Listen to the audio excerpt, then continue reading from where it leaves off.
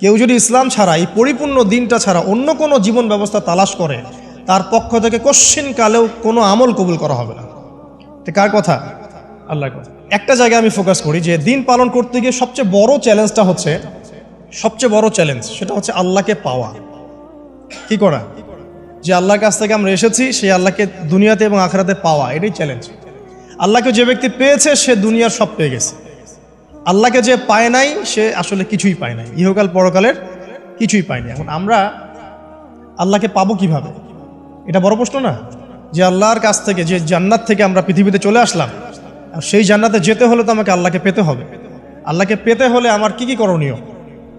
খুব শর্ট করে আমি কয়েকটা পয়েন্টস আপনাদেরকে শেয়ার করছি। 1 নাম্বার, আল্লাহকে পেতে হলে অবশ্যই তার নবী মুহাম্মদ সাল্লাল্লাহু আলাইহি ওয়াসাল্লামকে অনুসরণ করতে হবে। এছাড়া আল্লাহকে পাওয়ার দ্বিতীয় কোনো পথ নাই।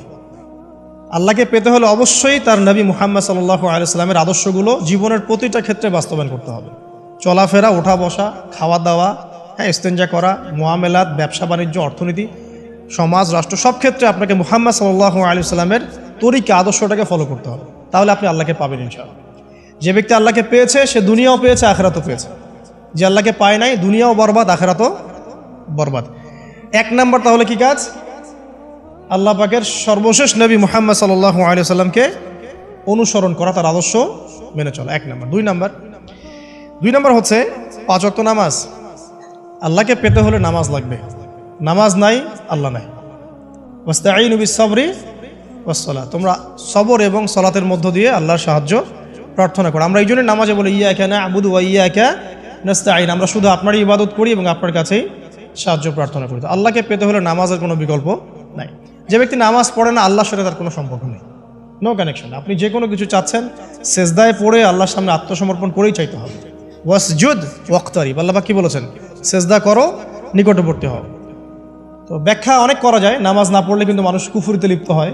যে ব্যক্তি মান তারাকা সালাতান মুতাআম্মিদান ফাকাদ কাফারা, যে ব্যক্তি সালাতকে অস্বীকার করে, ফরজ নামাজকে অস্বীকার করে, সে ব্যক্তি কিন্তু কুফরিতে চলে যায়। ঠিক আছে? তারপরে বাইনা রাজুলি ওয়া বাইনা শিরকি ওয়াল কুফরি তারকুস সালাহ, একজন মুমিন বান্দা এবং অমুসলিমদের মধ্যে পার্থক্যই নামাজ। নামাজের বিষয়ে অনেক কথা আমি আগেও বলেছি, আপনারা শুনেছেন, অন্য আলেমদের কাছেও শুনেছেন। এক বাক্যে নামাজ না পড়লে ইসলামের রশিটা কেটে যাবে। মুআয বিন জাবালকে নবী সাল্লাল্লাহু আলাইহি ওয়াসাল্লাম বলেছেন যে যদি মান তারাকা সালাতান মুতাআম্মিদান, কেউ যদি সালাতকে ইচ্ছা করে ছেড়ে দেয়, ফাকাদ বারিআত মিন জিম্মাতিল্লাহ, সে ব্যক্তি আল্লাহর জিম্মেদারি থেকে মুক্ত হয়ে যাবে। তার উপর আল্লাহর কোনো জিম্মাদারি নাই, আল্লাহর নিরাপত্তা, জিম্মাদারি থেকে সে মুক্ত। তো 5 ওয়াক্ত নামাজ আল্লাহ পাক আমাদের সবাইকে জামাতের সাথে পড়ার তৌফিক দান করুন। এর পাশাপাশি নফল নামাজ বাড়িয়ে দেওয়ার তৌফিক দান করুন, এবং স্পেশালি তাহাজ্জুদের নামাজ যদি পারেন 2 রাকাত হলেও নিয়মিত তাহাজ্জুদের নামাজ পড়ার তৌফিক আল্লাহ পাক আমাদেরকে দান করুন। আর নামাজের বাহ্যিকতা নিয়ে এত বেশি ঝগড়ায় যাবেন না। এখন আমরা যত ঝগড়া নামাজের বাহ্যিকতা নিয়ে, হাত বাঁধা, রফুল ইয়াদাইন, আমিন আর পায়ে পা, এগুলো নিয়ে ঝগড়া শেষ আছে? নাই। ইসলামের বিরোধী শক্তিরা হাত ভেঙে ফেলার পায়তারা করে ফেলেছে অলরেডি। হাতই না থাকলে আপনি বাঁধবেন কোথায়? মনে করেন আপনার হাতই নাই, বাঁধবেন কি উপরে না নিচে? এই হাত তো ভেঙে ফেলার পায়তারা করা হয়েছে। এখন আপনি পড়ে আছেন বাঁধার কোন জায়গায় বাঁধবেন সেটা নিয়ে, অথচ পুরো বৈশ্বিক চক্রান্ত মুসলিমদের বিরুদ্ধে হাতটাই ভেঙে ফেলে দিবে। তুই বাঁধবি কোথায় হাত? তারপর দেখব। এটা আমরা বুঝতে পারি না। এটা বোঝার জন্য যে জ্ঞান, ইলম, নূর দরকার, তা তো নাই আমাদের মধ্যে। এই জন্য আপোষের ঝগড়া নিয়ে পড়ে আছে। যে ছোটোখাটো যে ইখতিলাফি মাসআলাগুলো চলে আসছে দীর্ঘদিন থেকে, এগুলোর কোনো সমাধানে আসতে পারবে না কিন্তু কেউ। পক্ষে বিপক্ষে কথা চলতেই থাকবে কিয়ামত পর্যন্ত, ওইগুলো নিয়ে আমরা ব্যস্ত আছি। তো আমি রিকোয়েস্ট করব, নামাজের আধ্যাত্মিকত্বের দিকে ফোকাস করেন। নামাজের আধ্যাত্মিকত্ব কি? আপনি আল্লাহর সামনে দাঁড়িয়েছেন, দুনিয়ার সাথে এখন আপনার কোনো সম্পর্ক নেই, আপনি এবং আল্লাহ, মাঝখানে কিছু নাই। নামাজে যা পড়ছেন, সূরা ফাতিহা, অন্যান্য সূরা, রুকুত, তাসবিহ, সিজদা, তাশাহুদ, দরুদ, অর্থ বোঝার চেষ্টা করেন এবং অর্থের দিকে ফোকাস করেন, আল্লাহকে পাবেন ইনশাআল্লাহ। সিজদায়, রুকুতে যখন যাচ্ছেন, আপনি চিন্তা করেন যে আপনি মহাবিশ্বের মহা শক্তিধর আল্লাহ রাব্বুল আলামিনের সামনে মাথা নত করেছেন। আপনি চিন্তা করেন যে আল্লাহ আপনাকে দেখছেন। এখন যখনই মানুষ নামাজে দাঁড়ায়, আল্লাহ পাক তার দিকে দৃষ্টি নিবদ্ধ করেন, এবং যখন মানুষ এদিক ওদিক তাকানো শুরু করে নামাজে, আল্লাহ পাক মুখ ঘুরিয়ে নেন। হ্যাঁ, নামাজে ওই যে আমরা যে ডিজিটাল নামাজ পড়ি না, এখন ডিজিটাল মানে 4 রাকাত নামাজ 4 মিনিটে শেষ। এক রুকু করলে সেজদা পাওয়া যায় না, সেজদার তাসবিহ পড়লে আবার এদিকে দেখা যায় যে দ্বিতীয় সেজদায় চলে গেছে অলরেডি ওঠার আগে। অনেক ক্ষেত্রে ইমাম সাহেবরাও খুব দ্রুত নামাজ পড়ান, অনেক দ্রুত পড়ান। এত দ্রুত নামাজ পড়াবেন কেন? নামাজ জামাতে পড়লে সংক্ষিপ্ত করতে বলা হয়েছে, কিন্তু এত দ্রুত তো পড়তে বলা হয়নি।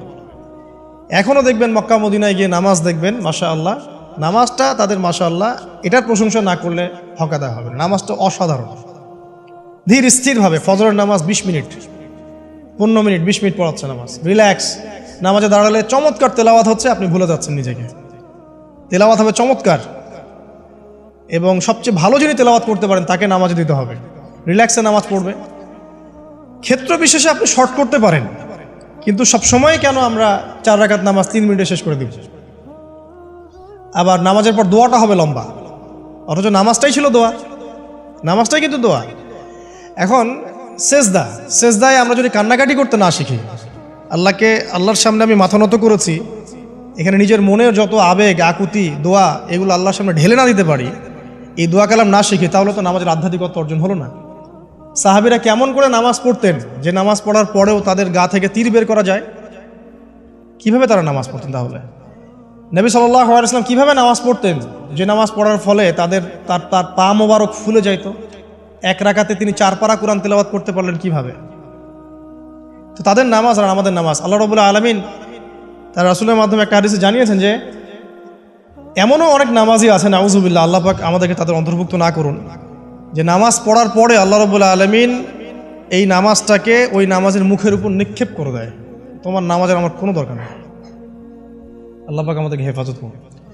ধীর স্থিরভাবে পড়েন, রিল্যাক্সে, তাড়াহুড়ার কিচ্ছু নাই।